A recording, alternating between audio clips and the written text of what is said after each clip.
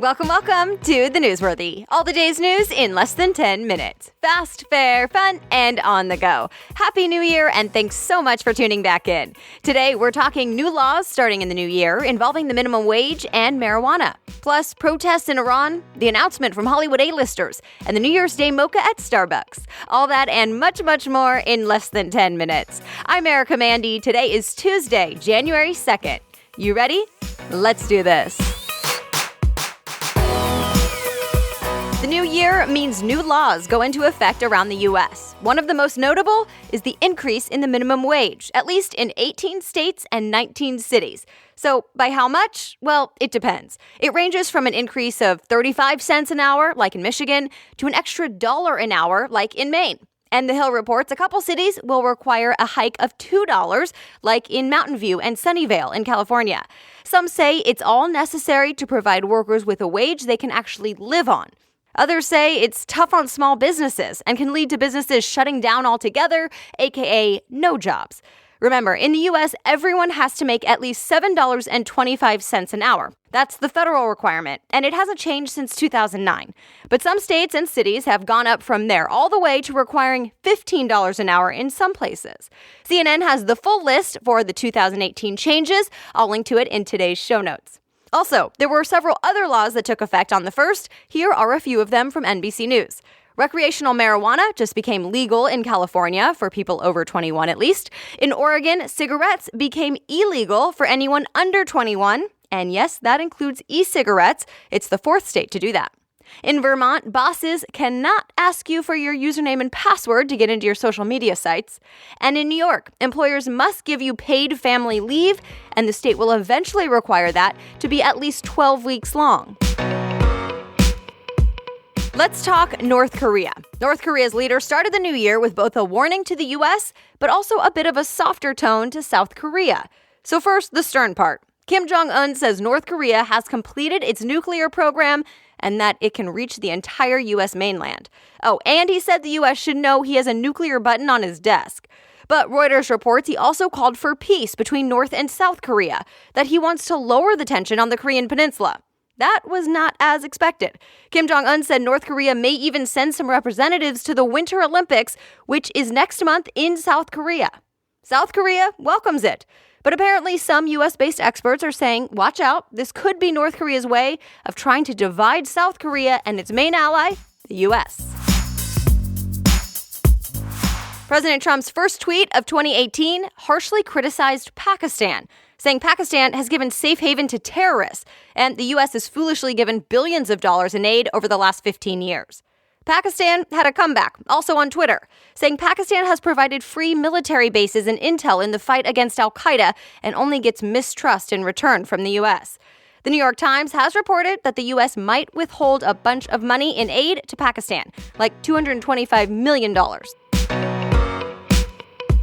President Trump is reacting to the biggest wave of protests in Iran in almost a decade. So first, here's what's happening. Demonstrators in Iran say they've had enough with the economic hardships and alleged corruption among the leaders there. So there have been protests going on for 5 days now. Yesterday, Reuters reports protesters attacked police stations. And now there have been hundreds of arrests and several people have reportedly died. The Iranian president called for calm, saying protests are fine, but not the violence. So now to President Trump's response. He showed support for the protesters. He tweeted the Iranian people have been repressed for many years. They're hungry for food and freedom. And he added it's time for change.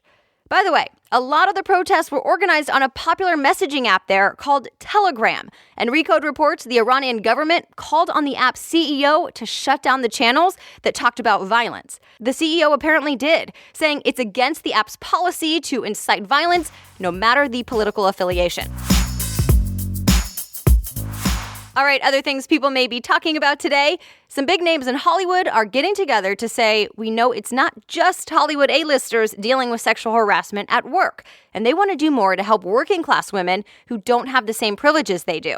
300 women in show business, including Shonda Rhimes, Meryl Streep, and Reese Witherspoon, announced a new initiative called Time's Up. They took out a full-page ad in the New York Times and in a Spanish-language newspaper called La Opinion. It says they'll be supporting women in blue-collar workplaces with a plan that includes a legal defense fund and a push for new legislation. And you may hear about this on Sunday during the Golden Globes. There's also a call for celebrities to wear black and raise awareness on the award show's red carpet. NASA calls it a supermoon trilogy. 3 supermoons in a row. The first was last month, the second was just last night on New Year's Day, and the third happens later this month. A supermoon is when a typical full moon happens while the moon is also at its closest point to the Earth in its orbit. So the moon looks a bit bigger and brighter than other full moons. That said, it can be hard for the typical person to actually notice a big difference. Our eyes just can't always tell. But if you still want to check it out and you missed last night, the next one is January 31st, and that one will also be a total lunar eclipse. All right, the NFL regular season is now over, and playoffs begin next weekend. CBS Sports lays it all out. Some teams qualified weeks ago, the New England Patriots and Minnesota Vikings, for example. Others just got in, like the Tennessee Titans and Buffalo Bills. And get this, the Cincinnati Bengals' unexpected win over the weekend helped secure the Bills' spot in the playoffs. So ESPN reports Bills fans were super excited, and it spread on social media that they should say thank you to the Bengals by donating money to a Bengals players' charitable foundation. A bunch of Bills fans donated $17 each because it's been about 17 years since the Bills have made it to the playoffs. In just 24 hours, Bengals player Andy Dalton said Bills fans had donated more than $57,000 to his foundation.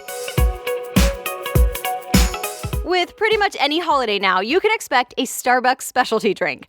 And the new year is no different, at least through the end of this week. Fortune reports Starbucks is celebrating 2018 with what it calls its black and white mocha collection, saying the drinks are dressed up for the new year. It's basically just adding a line of chocolate sprinkles on the top of the whipped cream to resemble a black tie. It should be available through the end of this week. And that's it. You were all caught up. Happy New Year again. I'm so excited for 2018. There will be some fun announcements coming at you within the next week, so be sure to stay tuned for that.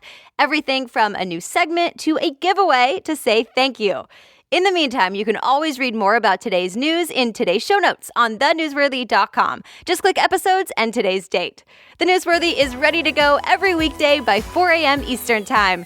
So I will be back with more news tomorrow. Have a great day.